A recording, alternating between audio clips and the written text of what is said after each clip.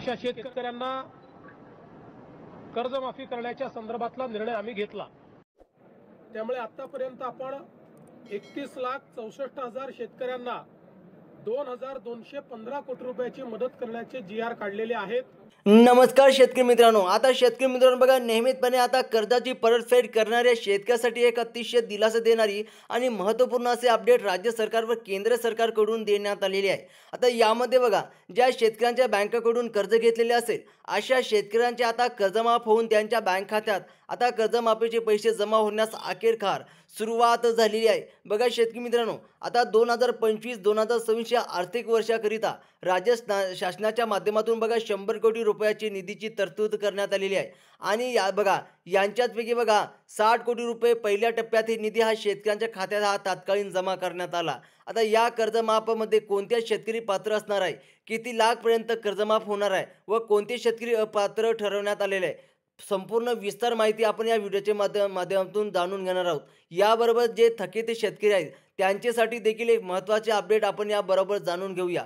तर बघा, ज्या शेतकऱ्याने राष्ट्रीयकृत बँकेत, ग्रामीण बँक किंवा बघा खाजगी बँकेकडून कर्ज घेतलं असेल आणि त्या कर्जाची परतफेड तुम्ही दरवर्षी करत असेल किंवा ते कर्ज प्रत्येक वर्षी रिन्यू करत असेल, तर अशा शेतकऱ्यांच्या बँक खात्यामध्ये आता कर्जमाफीचे पैसे जमा होण्यास सुरुवात झालेली आहे। बघा शेतकरी मित्रांनो, आता बदलच बघा, एक GR सुद्धा आलेला आहे, त्या निर्गमित करण्यात आलेला आहे। बघा ते GR देखील आपण पुढे जाणून घेणार आहोत। आता अगोदर या कर्जमाफ बंधव बघा, मुख्यमंत्री पत्रकार परिषदेत काय म्हणाले ते सर्वात पहिले आपण जाणून घेणार आहोत की बघा कर्जमाफ बद्दल मुख्यमंत्री काय म्हणाले। आता बघा शेतकरी मित्रांनो, मुख्यमंत्री म्हणाले की अनेक शेतकऱ्यांचे कर्जमाफीची अपेक्षा होती आणि ती अपेक्षा आम्ही आज पूर्ण केली आहे आणि जे वचन आम्ही शेतकऱ्यांना दिले होतं, शेतकऱ्यांच्या 7/12 कोरा करू, ते वचन आता पूर्ण होत चाललेले आहे। बघा असे मुख्यमंत्री म्हणाले। याबरोबरच ते म्हणाले की बघा कर्जमाफीबद्दल आम्ही व्यापक चर्चा करून या बंदावर एक GR निर्गमित केलेला आहे आणि शेतकऱ्यांच्या बँक खात्यामध्ये पैसे पाठवायला सुरुवात देखील करण्यात आलेली आहे,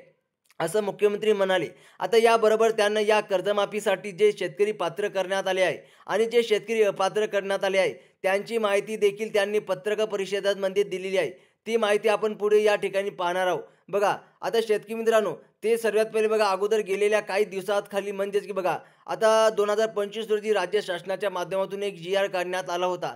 त्यामध्ये पंजाबराव देशमुख व्याज सवलत योजनाकरिता निधी वितरित करण्यासाठी मंजूर देण्यात आलेली होती। यामध्ये बघा सांगण्यात आलं होतं की बँकेकडून पीक कर्ज बघा घेतलेल्या शेतकऱ्याचे आपल्या पीक कर्जाचं जे का परतफेड हे 30 जूनपर्यंत बघा करताना अशा शेतकऱ्यांच्या राज्य शासनाच्या माध्यमातून 4% पर्यंत, तर केंद्र शासनाच्या माध्यमातून 3% पर्यंत, अर्थात बघा 60% दरपेक्षा व्याजामध्ये सवलत दिली जात आहे। आणि बघा या बघा या अवलातीच पैसे जे आहेत ते तुमच्या बँक खात्यामध्ये जमा झालेले आहेत। तर बघा 60% सवलत म्हणजेच बघा कोणाला दिली जात आहे, 3 ते 4% अशी मिळून 7% सवलत कोणाला दिली जात आहे ते बघा 6% व्याज सवलत ही थकीत शेतकऱ्यांना म्हणजेच बघा पीक कर्जाची परतफेड न केलेल्या शेतकऱ्यांना पिका कर्जाच्या व्याजावर ही सवलत दिली जात आहे। म्हणजे बघा ज्या शेतकऱ्याने वेळेवर कर्जफेड केली नाही त्यांच्यावर थकीत व्याज आलेले असे, त्या थकीत व्याजामध्ये बघा 60% पर्यंत सवलत दिली जात आहे आणि बाकीचे 40% शेतकऱ्यांचे भरावी लागणार आहे।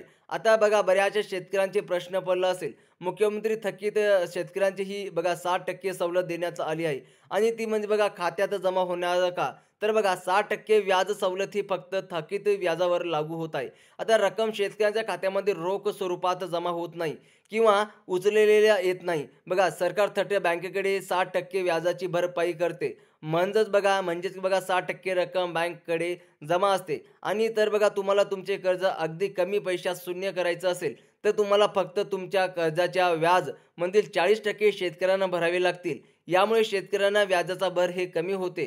त्यानंतर बघा कोणत्या शेतकऱ्यांच्या खात्यात हे पैसे जमा करण्यात येणार आहे बघा आणि ते पैसे शेतकऱ्यांना उचलता येतील, तर बघा ज्या नियमितपणे कर्जाची परतफेड करतात आणि त्यांच्या बँकाकडून घेतलेले कर्ज आणि ते पीक कर्ज असेल अशा शेतकऱ्यांना ही रक्कम तात्कालीन त्यांच्या बँक खात्यात जमा करण्यात आली। आता ही रक्कम नेमकी किती जमा होत आहे ते बघा राज्य शासनाकडून 4% व केंद्र शासनाकडून 3% म्हणजे बघा एकूण 7% व्याजदर दिली जाते। समजा बघा तुम्हाला जर कर्ज जर 1 लाख रुपये असेल तर त्या कर्जावर 60% व्याज म्हणजे बघा 7,000 रुपये तुम्हाला दिले जातात।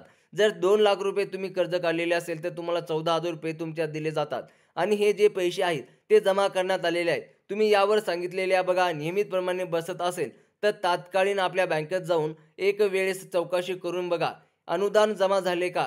कारण हे अनुदान वितरित करण्यात आलेले आहे. बऱ्याच बँकेकडून शासनाच्या माध्यमातून व्याजाची वसुली केली जाते. शेतकऱ्यांचे व्याज भरावं लागतं. त्यामुळे पंजाबराव देशमुख व्याज सवलत योजनेच्या माध्यमातून ही सवलत दिल्यानंतर त्या शेतकऱ्यांना व्याज परत दिले जाते आणि बघा ज्यांचे कुणाला व्याज हे पीक कर्ज भरताना कापलेले असेल अशा शेतकऱ्यांना अल्पमुदत पीक कर्ज घेतलेल्या शेतकऱ्यांना त्यांच्या व्याजाची सवलत ही रक्कम आता जमा करण्यात आलेली आहे. बघा शेतकरी मित्रांनो, आता तुमचं डायरेक्ट तुमच्या बँक अकाउंटवर आता बघा व्याजाचे पैसे जमा होणार आहे. शेतकरी मित्रांनो, अजून काही प्रॉब्लेम येत असेल तर कमेंट बॉक्समध्ये नक्की सांगा. अशाच इन्फॉर्मेशनसाठी चॅनलला नक्की सबस्क्राईब करा. धन्यवाद.